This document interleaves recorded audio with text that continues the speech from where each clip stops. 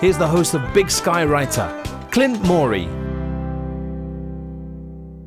Thank you, Mark, and thank you for dropping by to listen. I'm Clint Morey, and I'm a storyteller.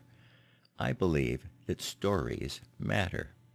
The stories we tell and the stories we choose to consume, whether it's reading or listening or watching, those stories impact our worldview, which is just another way of saying that stories help mold what we think, what we feel, what we do, and who we become. I'd like to give you an example from my life. Now, this example happened almost half a century ago. That's before smartphones and selfie sticks, so I can't go back and check my videos and posts. I have to rely on my memory. But it's one that I do remember. It's the story of my first kiss. Well, it wasn't exactly my first kiss, but it was the first time I kissed the beautiful girl who would become my wife.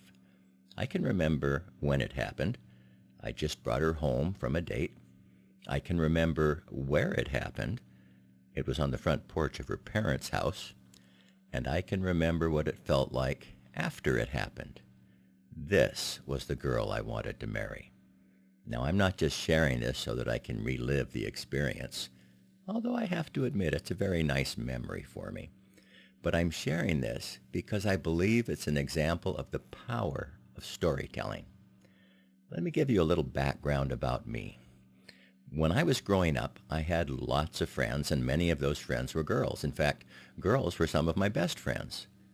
But a girl who was a friend was something very different than a girlfriend.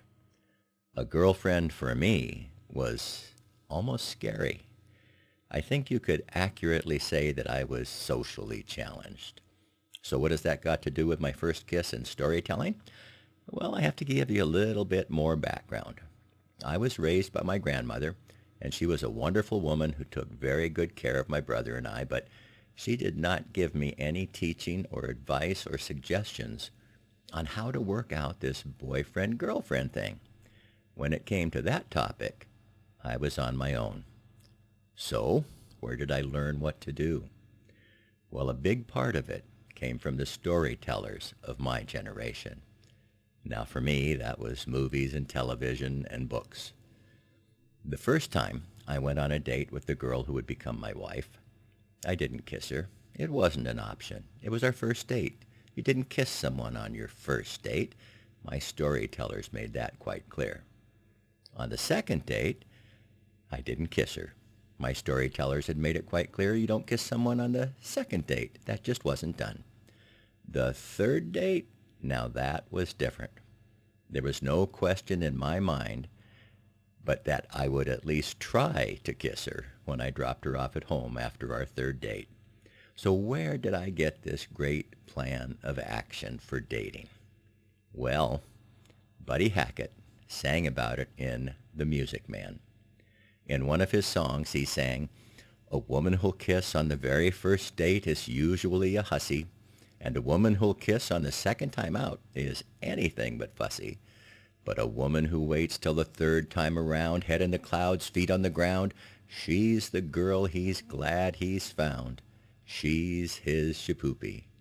Now, I have no idea what a shapoopy is, and I really don't care to find out. But I did have all the information I needed to know about when I should try to kiss this beautiful girl. After our third date, I walked her to her front door. I waited for a few seconds, and then before she went inside, I kissed her. My very first kiss. Now, it's been almost 50 years since that moment, and so far, things have worked out pretty well. So thank you, Buddy Hackett, for singing those words, and thank you, Meredith Wilson, for writing those words. Your storytelling had a very real impact on my life. Now, I'd like to share some thoughts with those of you who are storytellers. There still are some of us socially challenged people around who look to you for advice on how to interact with others. I don't know about you, but if you look at our world today, I think you might be able to say that we could be going through something that historians in the future might refer to as a cultural collapse. And sadly, Storytellers have played a big role in that race to destruction. But we don't live in the future. We live in the present. And even as we go through this collapse, we as storytellers have a part to play. We can either be a part of the problem, or we can be a glimmer of light in a dark world to those who look to us for help. Now, I want to encourage those of you who are storytellers to consider the socially challenged people around who look to you for tips on how to live life and how to view the world. What lessons are you teaching in your stories? What actions are you encouraging your readers or viewers or listeners to take?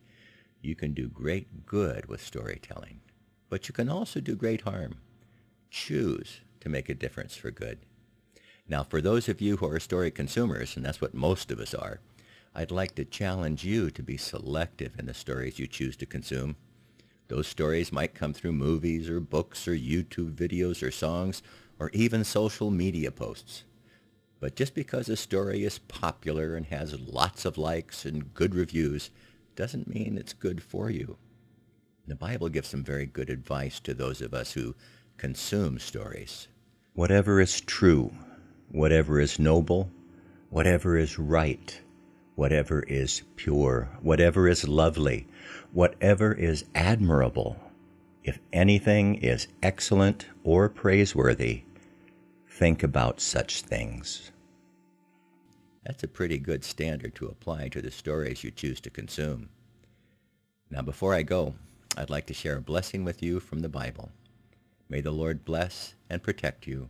May the Lord's face radiate with joy because of you. May he be gracious to you, show you his favor, and give you his peace. Until the next time, be the reason someone smiles today.